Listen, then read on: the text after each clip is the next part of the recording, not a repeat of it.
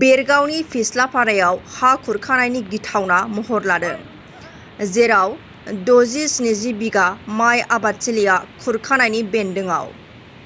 उदालगुरि जिल्लानि सिङाव थानाय 64 नं फानेरि बियाबनि आवथायाव थानाय बेरगाव बब' बेरगावनि फिस्लापारा गामिनि गेजेरजों बोहैलांनाय फिस्ला दैसाया गोबां समनिफ्रायनो खुरखाबोदों आरो बांबोबाय।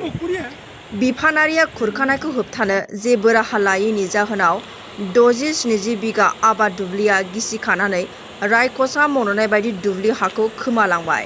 बिनि थाखायनो राहा गोथे जाना दुखुथिया आबादारिफ्रा बिफानारिखौ खुरखानायखौ होबथानो राहा लानो खौरां बिजोंनि गेजेरजों खावलायहरदों। কচোন গৰাখহনীয়াৰ বিষয়ে অলপ কি নদী হয় এইটো? এইটো পিছলা নদী। পিছলা নদী হয়, আমি সেই গৰাখহনীয়া আজি বহুত বছৰ ধৰি আমি ভুক্তভোগী হৈ আছোঁ। গতিকে সেই গৰাখহনীয়া চৰকাৰক ব্যৱস্থা লোৱাৰ কাৰণে আমি আহ্বান কৰিছোঁ আৰু তেখেতসকলেও আগতে 2-3 বাৰ আহি পিনে তেনেকৈ চাই গৈছে। বৰ্তমানলৈকে আমি একো ব্যৱস্থা কৰা দেখা পোৱা নাই আৰু তেখেতসকলেও আমাক কথা দিছিলে বোলে আমি সেইটো ব্যৱস্থা লওঁ অতি সোনকালে। গতিকে আজি তাৰিখলৈকে ব্যৱস্থা লোৱা নাই। গতিকে সেইটো ব্যৱস্থা যদি অতি সোনকালে লয় আমাৰ কাৰণে খুব আমি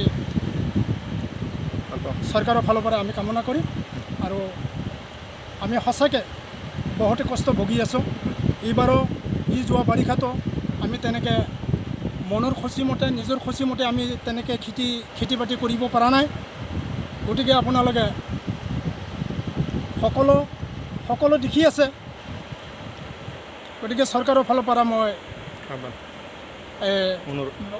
অতি সোনকালে ব্যৱস্থাটো লোৱাৰ কাৰণে মই অনুৰোধ কৰিছোঁ।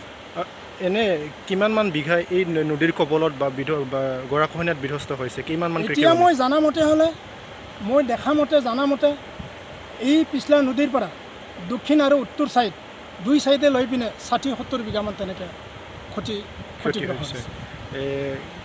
এই নদীটো আচলতে ক'ৰ পৰা ক'লৈ বৈ গৈছে? এই নদীটো উত্তৰ অঞ্চলৰ পৰা মোটামুটি আপোনাৰ 7টা নদীৰ পানী পৰে। এই নদীটো গৈ আছে দক্ষিণ ছাইডে ৰাজঘাট হয়, তেনেকৈ দক্ষিণ ছাইডে গৈ আছে। এইটো খুব ডাঙৰ নদী। এইটো কোনটো সমষ্টিৰ অন্তৰ্গত বিধানসভা? এইটো আমাৰ ওদালগুৰি বিধানসভা। কোনটো LICৰ অন্তৰ্গত এইটো? পানেৰী। ইয়াতে কোনোবা বিধায়ক বা জনপ্ৰতিনিধিসকলে আহিছিল নে আপোনালোকৰ গৰাখহনীয়া চাবৰ কাৰণে? আহিছিলে,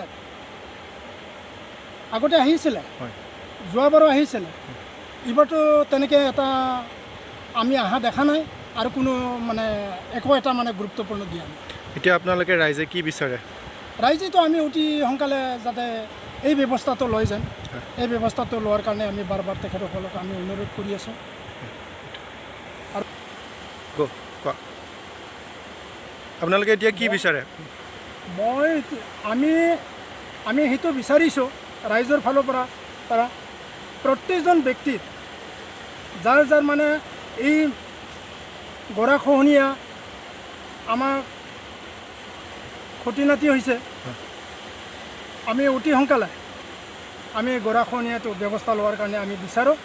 আৰু সেই দলঙৰ পৰা যিটো নেকি আমাৰ বৰ্ডাৰ ফেঞ্চিং, এই বৰ্ডাৰ ফেঞ্চিংটো আমি যি ধৰণে দেখা পাইছোঁ এই বৰ্ডাৰ ফেঞ্চিংটো দিয়া হোৱা নাই। কাৰণ কিয়, ই মাত্ৰ দলঙৰ কিনাৰেদি 2-3 ফুট ডিষ্টেঞ্চৰ পৰাহে ঘূৰি আছে। গতিকে আমি যিটো এতিয়া ভাবি আছোঁ, যিটো হ'ব লাগে ধৰ আপোনাৰ 10-15 দূৰত এই বৰ্ডাৰ ফেঞ্চিংটো হ'ব লাগে, তেতিয়া আমি গৰাখহনীয়াৰ পৰা অলপ বাচি যাম বুলি পেলাই আশা কৰিছোঁ।